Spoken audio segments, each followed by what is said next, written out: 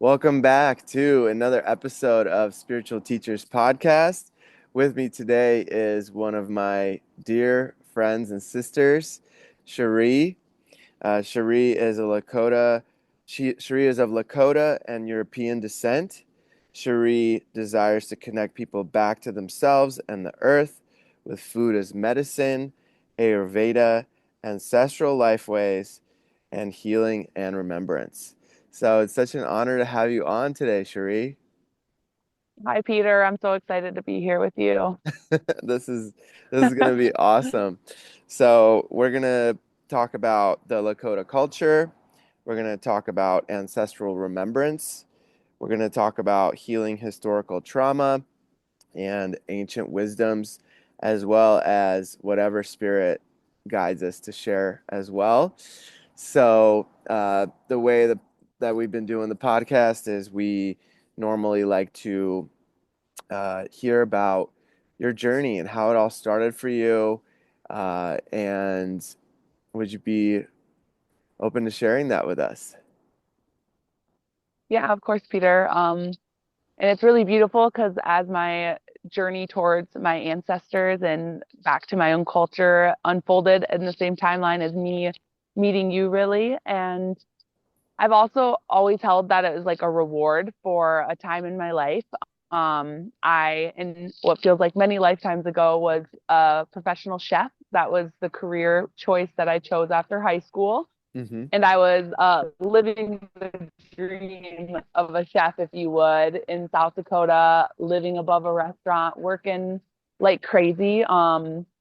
Definitely in some more toxic patternings and stuff that are attached a lot of times to that industry. And I had visited California, visited our mutual friend Michaela, Mm-hmm. and I went back home and was just blew away. And I was like, there's something more than this. And so I actually quit my job as a chef. I split up with my partner of that time. I loaded everything I could into my little car and I drove out to California. And that would have been in about 2019. And Mm-hmm. that's really when the start of coming back to myself and my ancestors started. That's such a beautiful journey. And so where did that take you? Um, so ended up, it's like, as you know, all these beautiful synchronicities. I had seen a flyer for a gathering up on this property where me and you have both spent time there on Palomar Mountain Mm-hmm. outside of San Diego. And on the flyer there was just a part that said there was going to be an opening ceremony from a Lakota elder. Mm-hmm. And at this time, I had not connected with any of my Lakota culture. I grew up in a predominantly white community in the middle of South Dakota, a pretty small town, in a family where I actually am half sisters, half sibling with my siblings, and my mom and my stepdad are both of European descent. So I wasn't around my culture at all, Mm-hmm. but I had this inkling inside of me of like, there's more. There's Mm-hmm. more to myself. And I had seen on there was going to be a Lakota elder, and I just felt really called to that space. Mm-hmm. And I went there, and I met the elder in a really sweet way. Not like he just happened to be walking by our campsite, me and my roommates at the time, which you know both of, and he said, "Would you like to come join us for ceremony?" And I had a knowing in my heart, like this is where I'm meant to be. You know, there was a few other options going on at the festival as far as like there was a cacao ceremony and ecstatic dance. And he said, "Do you want to come sit in ceremony with us?" And I didn't know what that meant. Mm-hmm. But I sat up with him in a traditional Native American church ceremony in a teepee, and that was my first time, yeah, communing with my ancestors, communing with a plant medicine in a sacred way, and my first time sitting in a teepee in this life. That's so beautiful. So your father was fully Native American, right? Oh, So my mother is European, mostly German. mhm, I'm almost equal if you were to look at the the amount of what creates me. Equal part German, equal part indigenous, North American indigenous. My father is over half indigenous, uh descent. Hmm. They go by blood quantum, which is a very interesting system.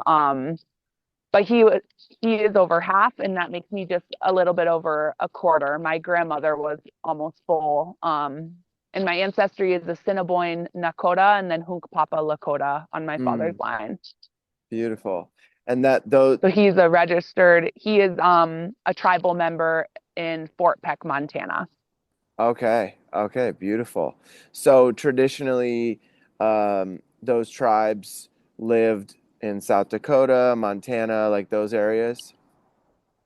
Yes, traditionally, and also kind of hailed from the Great Lakes region. And as settlers and colonizers moved westward, so did the Okay, okay, beautiful, beautiful. So, yeah, that's really interesting that it was the Great Lakes because I grew up in Michigan and that area is so beautiful. Not a lot of people yeah, know, and Michigan's like a hidden gem with so much greenery and so much beautiful nature and so is South Dakota though. I mean, you guys have the Black Hills and there's still huge parks with wild roaming bison and it's a very sacred land. I've come to visit and it's a really special place. yeah, it was so awesome having you come and visit in the Black Hills and spending time with you there. And the Momos from Colombia as well. I remember that so much. And yeah, actually, the Black Hills have a deep history for the Lakota people and for a lot of the tribes that of the region. Hmm. Um, and some of the history of that is that the Black Hills were given to the indigenous people in many treaties.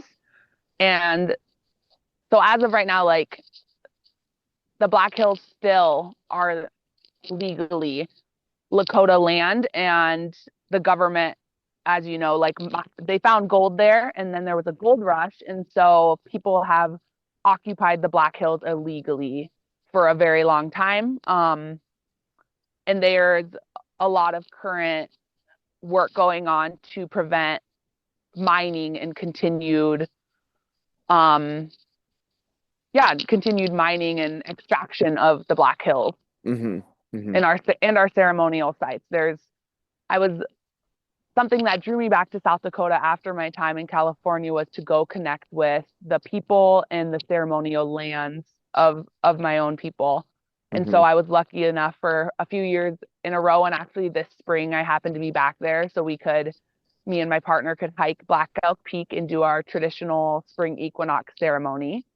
Beautiful. And yeah, and you've been to a few of those sites. Well, you've been to Macho Tipila, Hmm. to Bear Lodge. They call it's wrongfully called the Devil's Tower, but Hmm. you've been there, and that would be considered one of the sacred Lakota sites that was a pilgrimage my ancestors went on in preparation for Sundance. And it actually is a mirrored reflection of constellations reflected on Earth. Wow. Yeah, Mato Pila is such a special place. Some people believe it's an old petrified tree stump, but it's massive. It's like 300 feet tall and it looks like a tree. Like it's just so sacred. It's such a beautiful space. Yeah, And I love and it. As you were just speaking about it, Peter, the sun was just like the sun came out. I love it. Yeah, it's for me it was just so beautiful because when we went there with the Mamos, the people of Colombia, uh, that hail from the Sierra Nevada mountains. That's where they have their land in Colombia, and it was really beautiful to work with them because they are just some of the most connected people to the earth that I've met so far. And I'm going to be seeing them in a couple of weeks here at Aniwa in Mendocino Mhm. County, California again. I haven't seen them since that trip, so it'll be really beautiful to connect with them again. But I I remember just like the power and the energy of the space of that Hmm. particular beautiful location. When I stepped onto that land, it was just so there's just a power to it. It's just like this massive, beautiful vortex of just, yeah, it feels like there was a massive tree there at some point on of Earth's history. Who knows how long ago, but it's just profound. I mean, that tree would have been miles high. Yeah, and when you're traveling on the plains, and you come in the distance, you see that. It's just, yeah, it's definitely just an energy vortex right there. Yeah, I mean, it's profound, and so for that pilgrimage, there was, I believe, four sites, right? That Mm. the So traditionally would be part of the pilgrimage. yeah, so there is Black Elk Peak, which is where we welcome the Thunderers. So that would be our traditional springtime ceremony, welcoming the Thunder beings back. And the Thunderers are the bringers of life, the bringers of the storms, of the water. They carry springtime.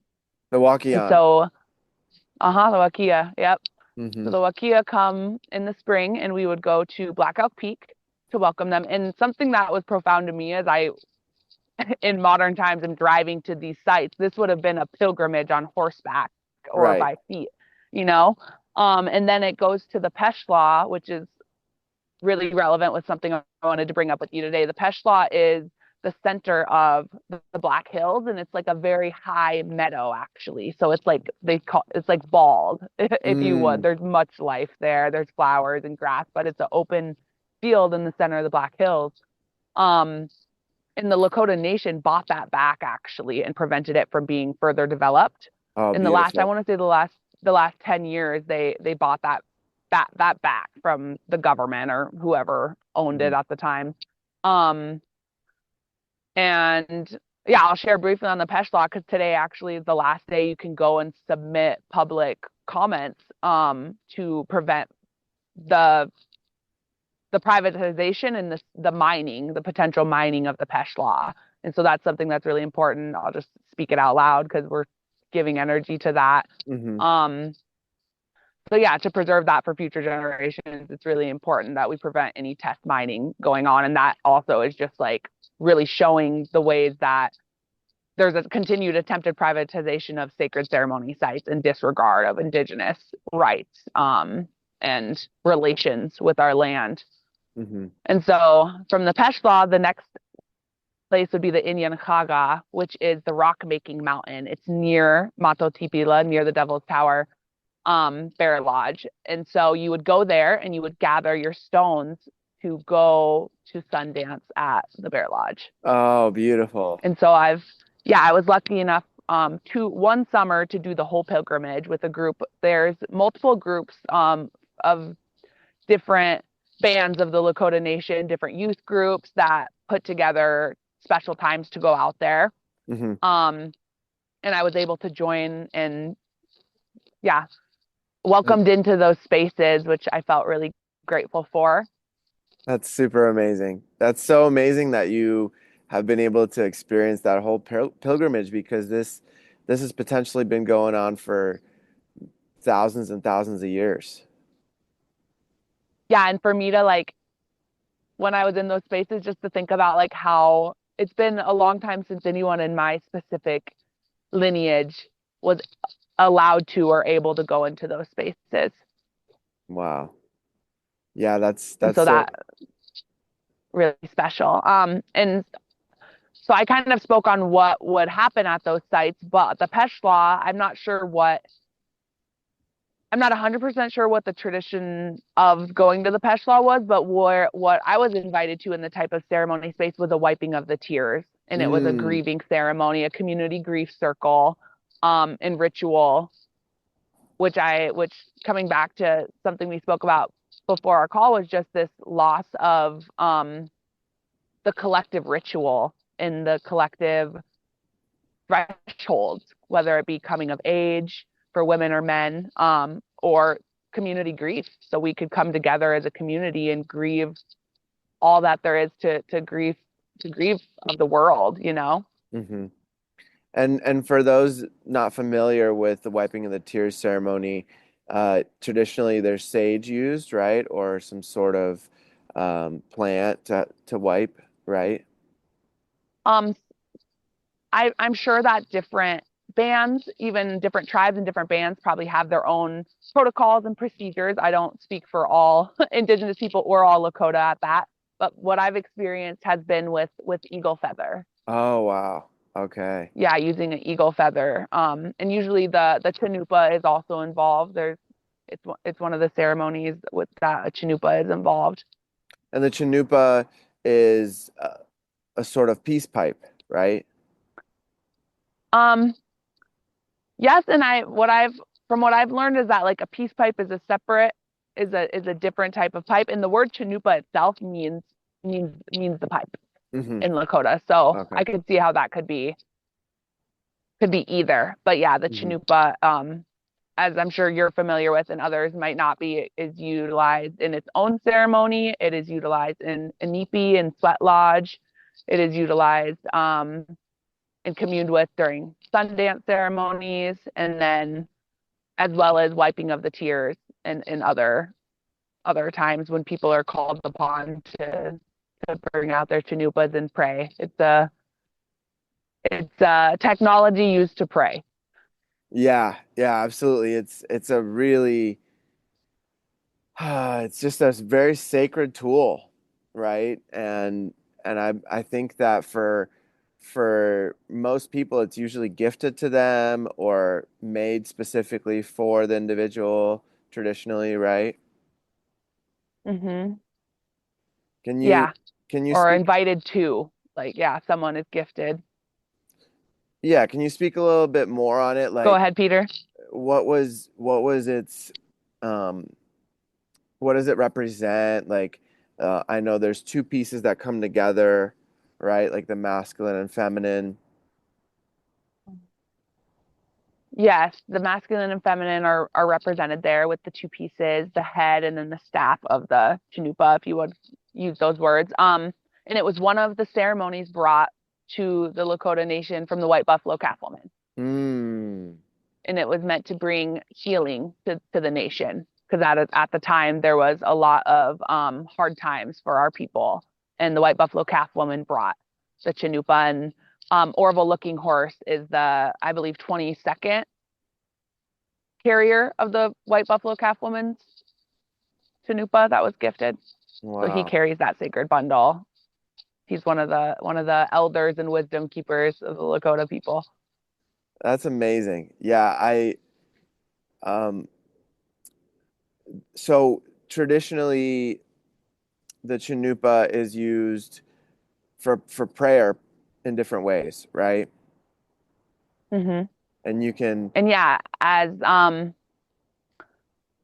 traditionally it wouldn't be like tobacco is not smoked in a chanupa. It would be chanshasha, which is the white willow bark. It's the inner bark of the red willow, or mm, not. Wait, yeah, red willow, not white willow. The red willow bark, hmm. um, which has a lot of medicinal properties. Uh, Different plants in that genus, that family. Is actually where they like derive aspirin from and different painkillers. And so that's one reason that the anipi has a lot of medicinal benefits besides like the symbolic and spiritual benefits, the ways it affects your body. And then yeah, chanchasha is what would be used in the chanupa to pray with. And um as you offer your prayers aloud, typically a lot of Lakota people and a lot of indigenous people and a lot of people offer their prayers aloud, and then the smoke carries those prayers to Creator. It's so beautiful. So and are there other herbs that also are used besides the red willow bark? I probably so. In my experience, it's always been chanshasha, Okay. Okay. And and the smell is like such a nice, sweet smell. And you know, it's one of those smells where, as you know, our sensory organs can take us back to a space or a place, and I feel that that scent brings me back somewhere far beyond my body. Hmm. Hmm. Yeah, there may be some like deep remembrance, right, from that. Yeah. Yeah, that's really beautiful. And you mentioned Anipi. Can you share a little bit what Anipi is, and how is that ceremony traditionally run? Um, yeah, so Inipi is the sweat lodge, and interesting enough, my first experience with an Inipi or a sweat of any sort was the Temescal Mm. in Mexico. And another part of my story is how in sitting with my elder and working with plant medicine brought me I was inspired to go to the place in the homeland of hickory, of peyote. Mm. And that's what brought me to Mexico for the first time, into Central America. Um, and in wanting to respect the plant and go to, yeah, to the homelands to sit with the traditions where that was came from, where that was gifted to the Lakota people from. And I ended up at a retreat center in the Yucatan, and I sat in a Temescal.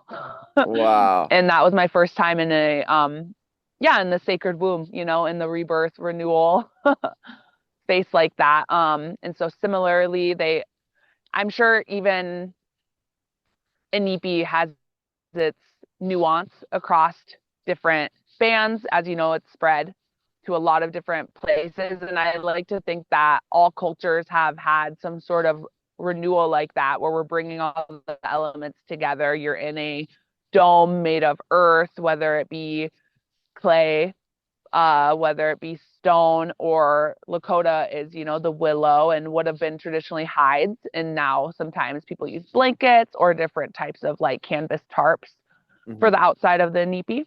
Hmm. And then we have, of course, the earth underneath us. We have the fire, the grandfather, grandmother. So you have the fire there, the grandpa fire. Hmm. um, and then we have the water. My experience, I know some people have a nipi where they sit, both men and women, but from the tradition that I learned from and from my teachers, we have separate inipis. We have a women's lodge and a men's lodge. We have different songs, um, different energies we call in and work with. Hmm. And so I, yeah, we sit with the woman who pours the water and we pray. I love And it. it's a renewal where they pour the I'm trying to remember to explain it to people who may not be familiar with it, because I know you are, Peter. Um, yeah, pouring of the hot water onto the rocks. And um, yeah, I think that's all there is to share really about a nipi. And it's meant to be a renewal going into the mother and coming out a brand new baby. And then traditionally the chanupa smoked inside the inipi or afterwards. um, in the spaces I've sat in, it's been passed inside of the inside the inipi. Hmm. Hmm. Beautiful. And And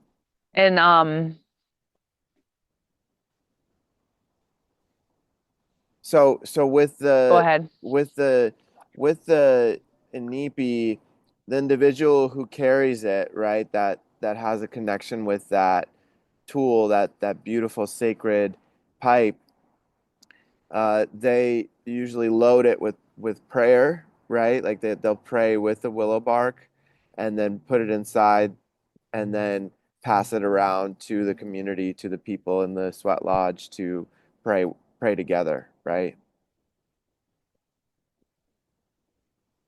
Yes. Yep. And I don't know I'm not a Chanupa carrier, so I don't have that exact protocol. Hmm.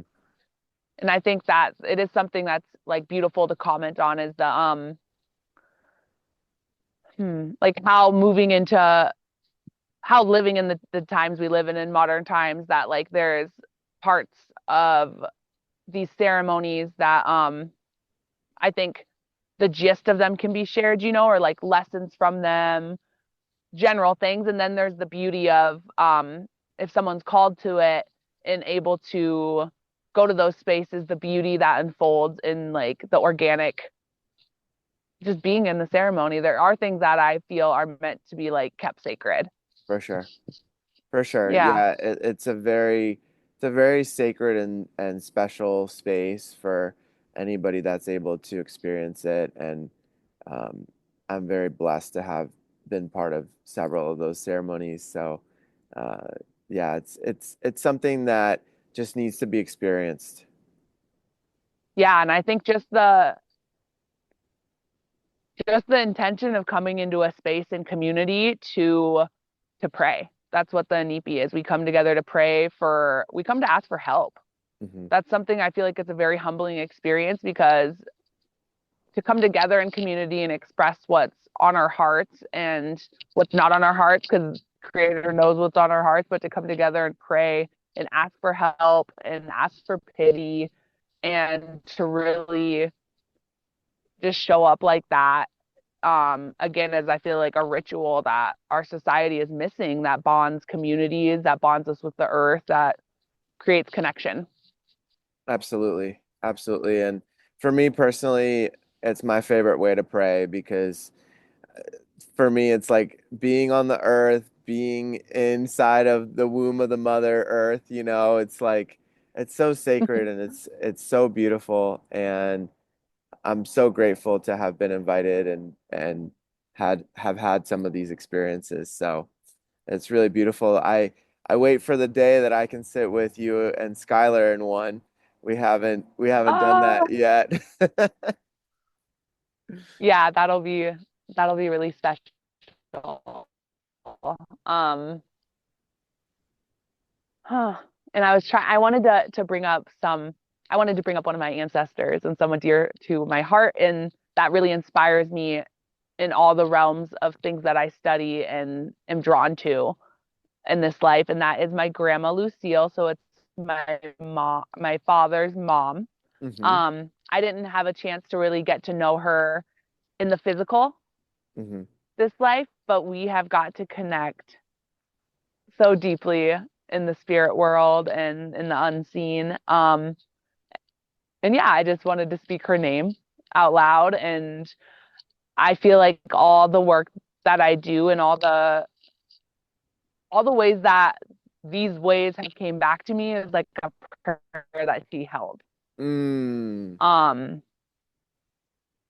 and if you've seen photos, she's like, we are lookalikes. You are. I could be Yeah. her. And at 24 years old, when I learned this, I was just blown away. At 24 years old, she left South Dakota and moved to California, and that's the same age and time that I that I had that big move. And I'm getting they called her. Her chills just nickname to... was like the travel.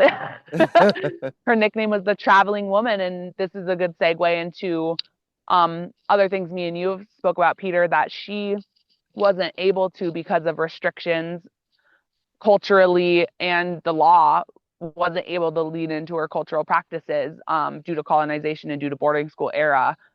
And so it's like, for me, it's this redemption and it's this coming back, because it's like my job, it's my duty to, like, it's Mhm. both a honor and privilege that I'm allowed to. And like my ancestors couldn't, if they wanted to during certain time periods, lean into these ways. Mhm. Yeah, so for And for actually, go ahead. for those people that don't know, it was illegal in America up until the late 70s to practice any of these inipi or any of the traditional ceremonies, right? Yeah, it was illegal. And not long before that, it was illegal, and it was punishable by death. Like, that would not have been something uncommon to be killed for wanting to pray in your own cultural way. It's so crazy And to so think it's about. interesting. Yeah, and it's wild to wrap your head around. And like my father, for example, he is religious and not in a like Lakota cultural way. He's Catholic, and that is due to his mom going to a Catholic boarding school. And I have a lot of friends who are with the traditional ways and also Catholic, and that's like I feel like a subject that is far beyond what our time today here is for. But we have plenty of days and plenty of times to get into that. Hmm. Because yeah, as we know, like Jesus is not a representation, or Catholicism isn't a representation of Jesus Christ. And so my grandma wasn't able to practice these ways. Hmm. Um, and it's like anytime I'm at a ceremony, I think about that my ancestors who were steeped in these ways before colonization and before the settlers, um, that I get to be the person that they prayed would come back to these ways and would hold them. And something one of my teachers taught me that I love is that like it only takes one generation to weave ancestral ways back into your bloodline. I love that. I love that. And you're doing it. And you're doing it. And it's really beautiful to witness you, especially because when I met you, you were just starting to step into these ways again. And it's just so beautiful to have witnessed you and watched you over the past 6 years, just really just glowing and expanding from from this reconnection.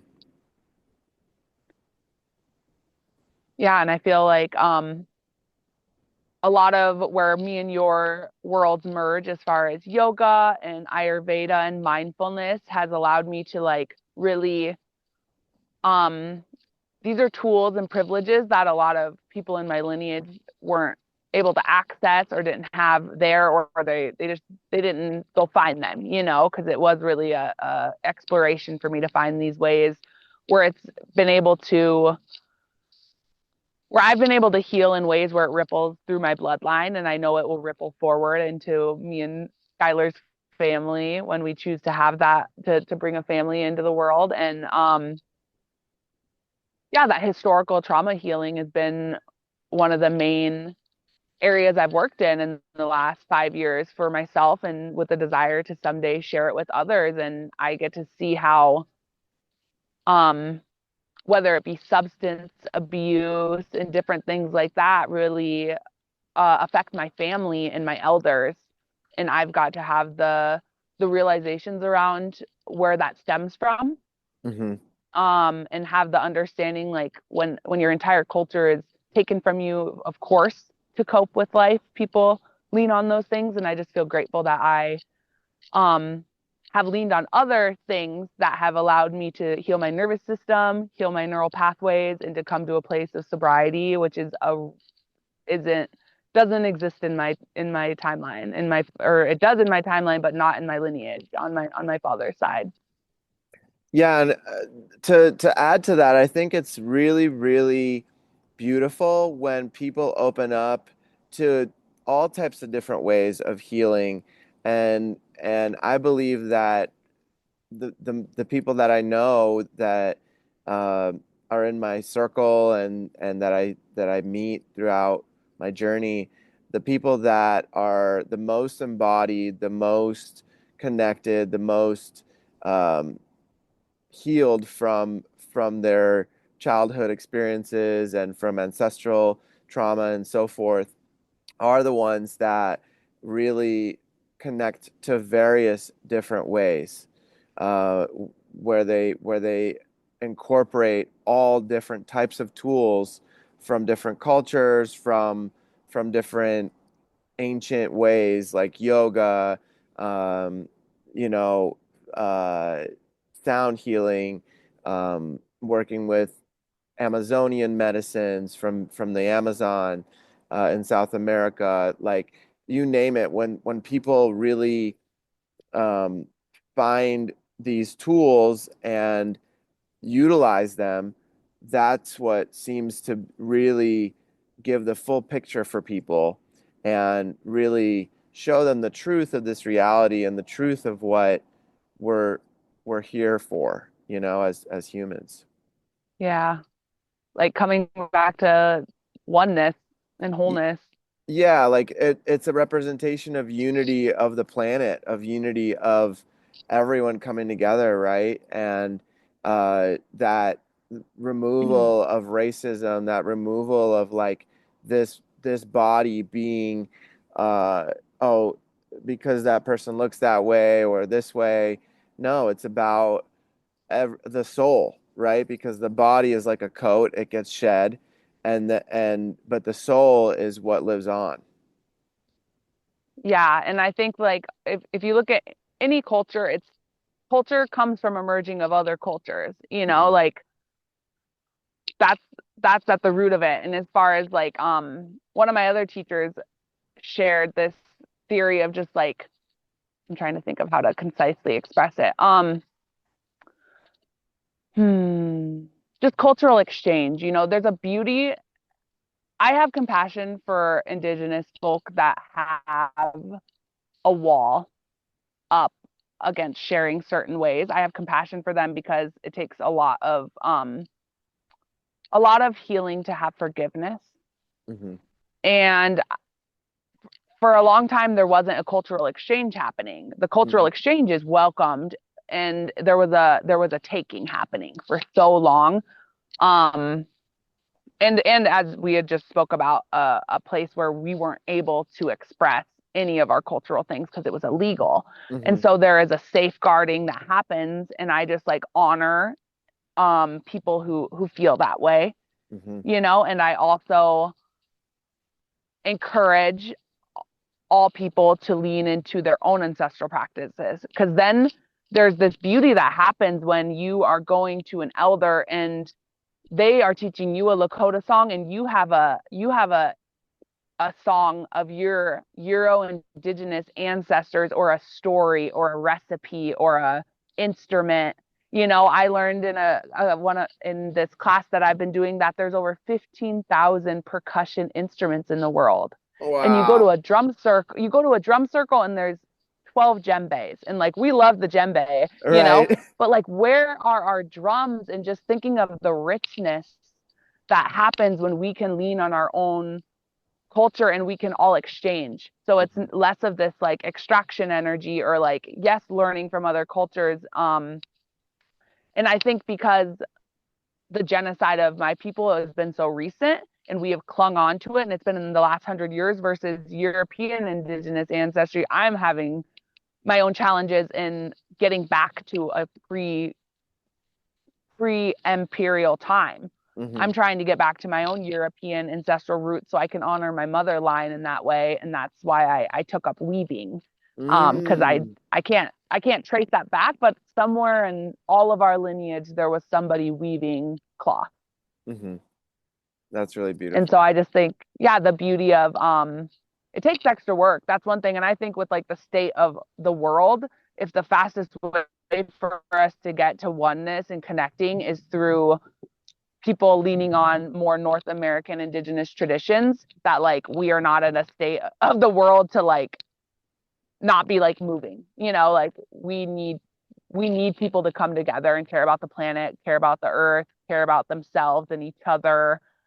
And if that pathway is more North American indigenous tradition, and maybe that will open up to them a way where they can go um, back into their own lineage too, because there's a richness and there's a knowing in our cells and our bones when you are like communing with a plant that grew in the Isles and you're from like you're like seven great grandmothers was in that region and you get to like drink a tea that she drank. There's something that's like unspeakable in those moments. For sure. For sure. And then that brings up the idea and the concept of reincarnation. And it's been I remember when I first opened up to that idea, it just connected so many pieces for me, you know? And then I would have these moments, and I've spoken a little bit about this in other podcasts, but I've had these moments where I would see myself as like a indigenous person in Colombia, nowadays Colombia, right? Like back then it wasn't wasn't called Colombia, or I was in Hmm. North America as an indigenous person, right? And I had these experiences, and I've had like deep, deep, like emotional moments where like one of the people that I had in my life in those visions was my daughter in that lifetime. And I had like she got kidnapped by another tribe, and there was this like mourning and this like deep sadness that came through with that, and it's very interesting for me to think about that, because our soul does, especially for those of us that have older souls, our soul has had these different experiences in different bodies throughout the whole planet, and other Hmm. dimensions, other planets that we don't even know about. Yeah. Yeah, definitely. And like what comes through for me as far as that is I feel like a different one of my teachers, which I don't know if I need to share some of her stuff with you. Her name is Lila June, and she's just an incredible indigenous anthropologist, like fights for the water and the earth. And anyway, she um shares about how like this body that we are anchored in this lifetime, allows us into different rooms than other people. And so what comes through to me as far as reincarnation and past lives is that like that wisdom and that knowing of those ways um anchored into this body so you can bring them into rooms that maybe I couldn't get into. Hmm. As far as white appearing, indigenous appearing, that like I truly think like we come into this life in this body for a reason, Hmm. And so like I might not be received in rooms where people maybe are closed off more to people of color, and I can't bring that message of oneness and connection in all my relations in, but someone might be more open to you who has these remembrances of these indigenous lines running through you. You can bring them into those rooms. Hmm. Hmm. And then we have Yeah, situations like this, like the podcast, where we can come together and really, amplify that message, because that is, for me, the most important message is of connection, of seeing way deeper into somebody's soul, and removing any of those aspects. And absolutely. I think that our soul chooses the lineage, the body, where we're born, right? Like I was born in Russia, and I didn't grow up there though. I moved when I was 4 years Hmm. old, but my astrology and my human design and everything that is rooted in that specific location where I chose to come into this planet, that ripples into now me finding different parts of my path. Yeah, it's so beautifully complex. I know, and and so And simple at the same time. yeah, yeah, and something so like I've been completing it's like a woman based Ayurveda training over the last year, and my teacher emphasized that like Ayurveda being grandmother medicine. And that meaning, like if we get back before, like, I'm not talking like my grandma's in the 50s, like microwaving like food. I'm talking like, and love them, they carried wisdom too, but they still were separated from that earth wisdom. Hmm. If we could get back to all of our own grandmas and just cyclical living, that's Ayurveda, Hmm. you know? Hmm. Um, and just looking at that, like how we can just that's my goal in the ways in the lifestyles that I live in the communities that I nourish is for us to care about each other and to Hmm. come back to these simple ways as far as living with the seasons, how we can care for the earth by knowing the earth. Hmm. There's such a richness in that, and that we like yeah, I encourage that for others is to get to know your neighbors and get to know the plants outside your door. And I don't mean just your neighbors as in like your neighbors next door, your human neighbors, Hmm. your plant neighbors, your stone and rock neighbors. It enriches your life so much to be able to go on a walk and be like, "Hey guys, what's up?" like right Yeah. here, you can kind of see it. This is bitter brush. I know that this is a really beautiful plant, and I know the traditional uses of this plant, and I get to watch as it goes from dried up in the winter to blooming. And like I come to these plants not only when I'm like happy on a podcast with you, I come to cry and to pray and to ask for help. Hmm. Um, and we can do that with our unseen relatives, with our plant nation. And that's just something that always comes back to me as far as sharing with people, is sharing that, like encouraging people to connect with the more than human realms and the unseen and our human realms, because we're in an era of disconnection, or we aren't, but like there's a desire, societal norm of an era of disconnection, even though technology is present, of like that human and non-human, just that deep real connection. Yeah, and I think what you brought up is so beautiful because I love how you um, called them neighbors, which they are, right? Like the plants behind me, uh, everything around is our neighbors, and the plants we've lost a lot of societies lost connection to the medicinal properties and all these amazing benefits that these plants are here for. They're just so um, I believe that there's a plant out there on the planet to heal everything. Somebody like a Dr. Sebi brought these ancient wisdoms together with modern times to heal things that were in Western medicine considered untreatable. It was just you could treat the symptoms, but you couldn't really cure it. And if we just came back to these remembrances of what different plants and how they can heal us and treat us, if we just reconnected with that, something as simple as like a dandelion, right? Like people think that's just a weed, but there's so many medicinal properties of a dandelion, and they grow in plethora around the world. Yeah, all over the world. Hmm. Yeah, and it's like the medicinal benefits and the energetics of like when you start to connect with the plants, it's not like you're like, oh, there's a dandelion. You're like, hello, friend. And like Hmm. there's like a safety in your nervous system, and a way where you don't feel alone, because you could be sitting here in this field alone.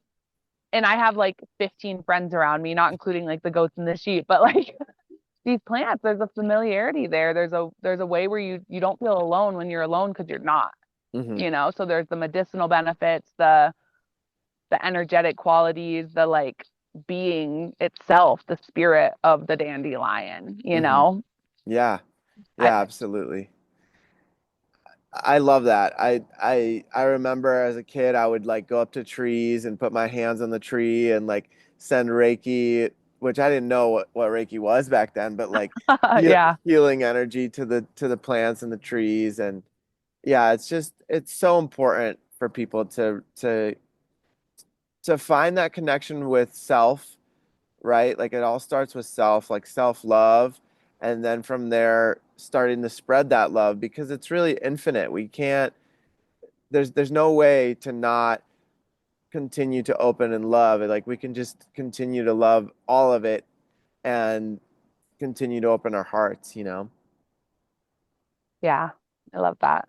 And we Yeah. when we love ourselves enough, we can love the earth and those around us more and more.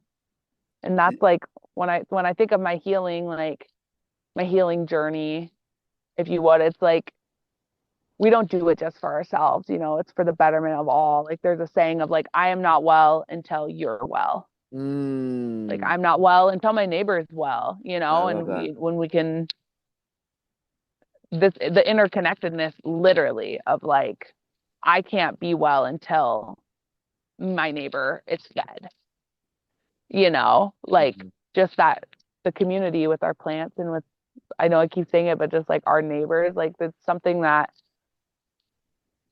I continue to foster here. I live in northern Washington, as you know, and this is Okanagan and Methow territory. And um, at times I miss the beauty of the city, and at times it's like I know everyone has their place. We're all doing work in different ways, and for me, I know just like being anchored in this community and bringing that like close village aspects back into my line, back into my lineage. Mm-hmm.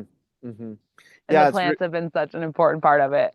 yeah, I love seeing all the ways that you're making different tinctures and um, different medicines from the plants.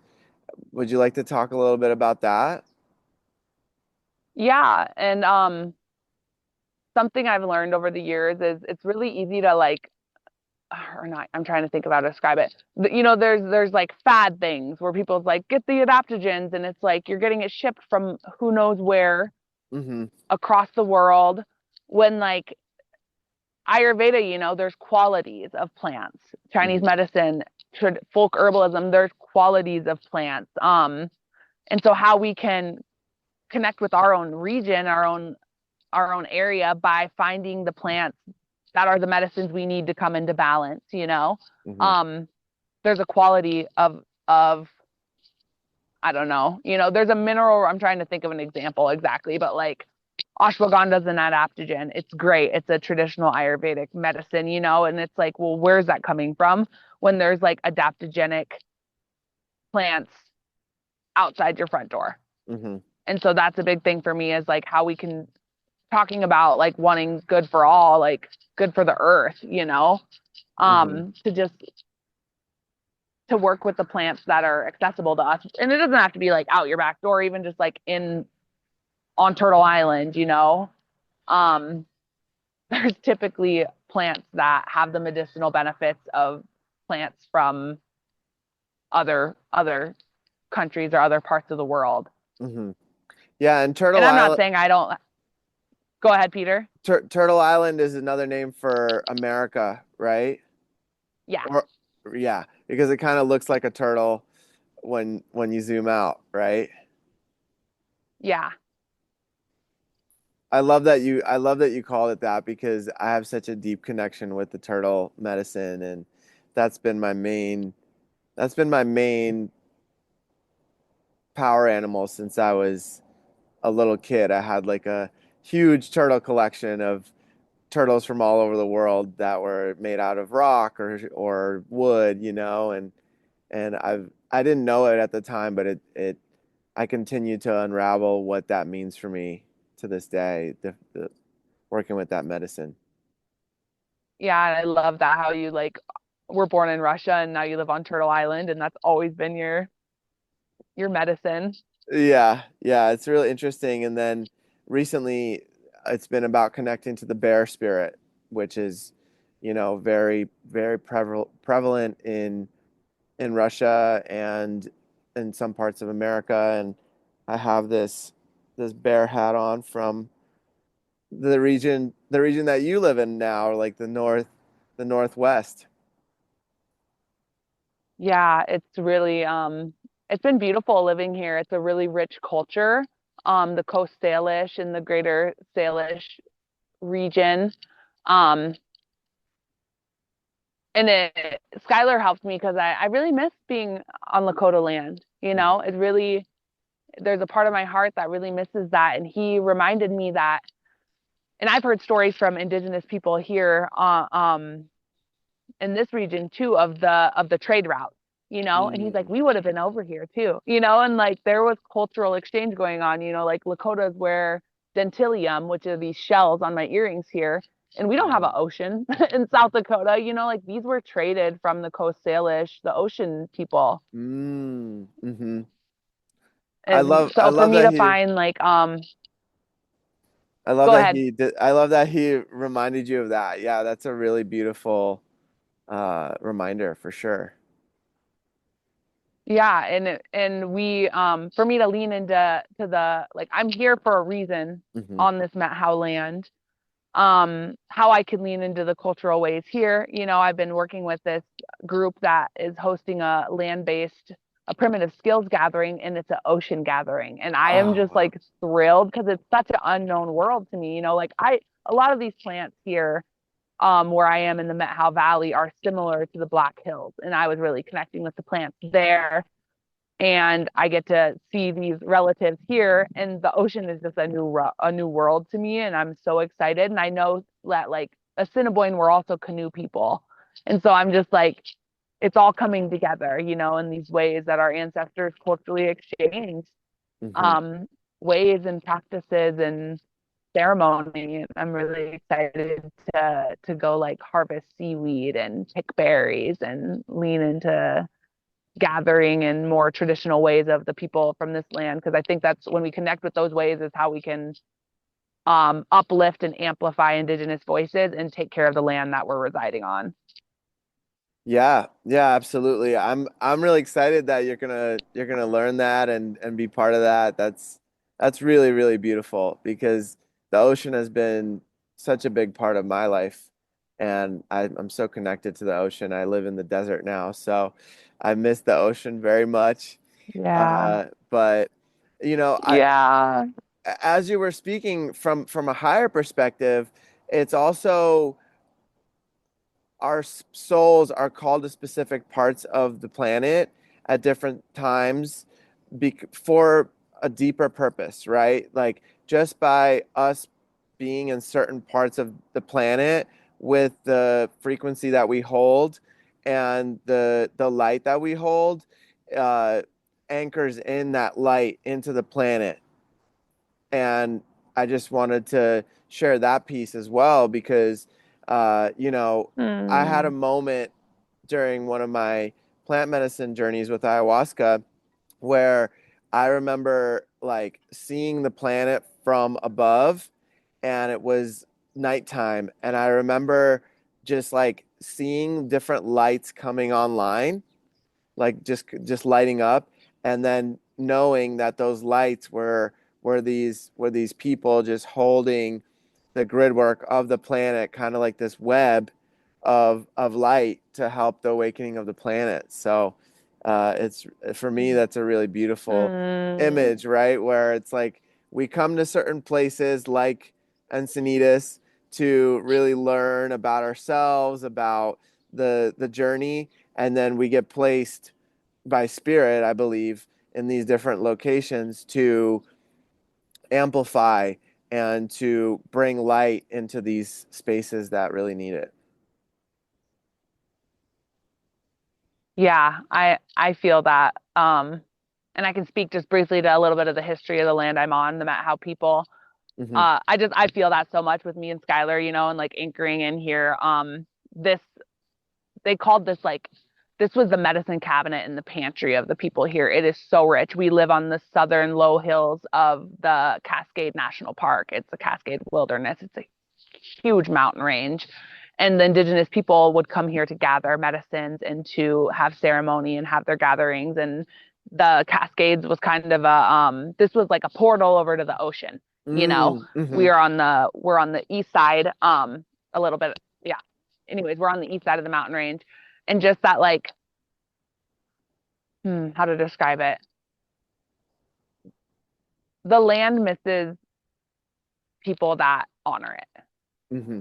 The population here, the indigenous people got drove out of this valley. They got pushed over to the next valley, which is this is a high desert actually where we live. But the next valley over is more dry, I guess you could say. The beautiful Columbia runs through there. The land itself is beautiful. All land is beautiful, but it's there's less resources on that side than the indigenous people were used to over here.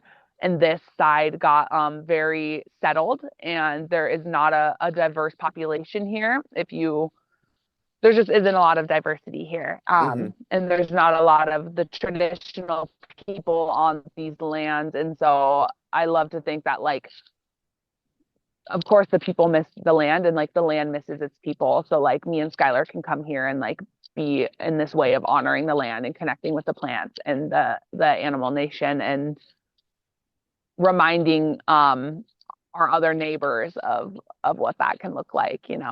Hmm. And your lifestyle together is so inspirational. A lot of people are inspired by these ways of coming back to the earth, connecting and utilizing and being in union with the plants, with the land. And I know that you guys, uh, Skylar in particular, he's been on the podcast, by the way. We have an episode with your partner Skylar already out, and we're planning on doing another one with both of you guys together, which will be really beautiful. Uh, and and just honoring the ways that you guys are really um, honoring the land and utilizing and living in this beautiful way in harmony with the land and in reverence of of everything around, you know, and who knows where spirit will Hmm. place you guys, me, whoever, right? Like, but right now that Yeah. reverence and that prayer is there and it's felt by the planet, you know. Yeah. Yeah. I prayed for a long time to have a lifestyle like this. And it brings its challenges up, but I wouldn't trade it for anything because the reward is so beautiful and to live with the land, and we're on a small little organic farm. I always prayed to connect with my food more and more with my background as a chef. And so here we are, just living simply. And I think living in this way is another way we can connect to our ancestors. And a lot of the things I do, I like to do things that my ancestors would recognize. Hmm. So whether that's tending the land or weaving, or working with animal hides, and that's our journey right now of just like primitive skills and ancestral remembrance in Hmm. that way. Hmm. Yeah, I'm really excited because I'm planning on going to an event where I'll be able to learn some of those skills as well because that's something that I've been so called to for so long.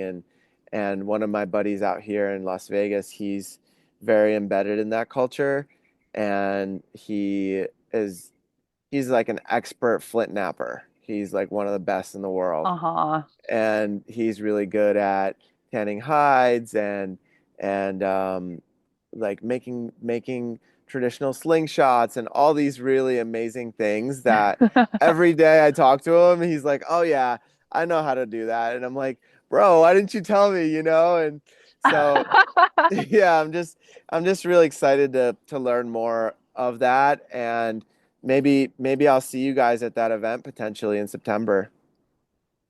Yeah. Oh, I really love that. I think we just, it's just like these things that are actually so simple, and it's like when we come back to them, I think we just know who we are more and we can just show up more well-resourced for the world and for our community. Yeah, and for those watching, for those listeners that are listening in, Cherie has this beautiful plant like behind her. It looks like you have feathers like coming out of your head. It's so cool. Yeah, but I love it. yeah, and if you want to see the live video, it's on YouTube as well. But yeah, it's been such a beautiful conversation with you, Cherie, and I'm really excited for the next chapter, the next episode where we'll have a conversation with yourself and Skylar. So I'm sure that there'll be some really beautiful um, conversations with that, and I'm really looking forward to that episode. And thank you so much for your time and for the beautiful energy that you carry and all the ways that you honor the earth and show that with your embodiment to the planet. It's such an honor to have you. Hmm. Thanks, Peter. Yeah, I look forward to many more podcasts and conversations with you.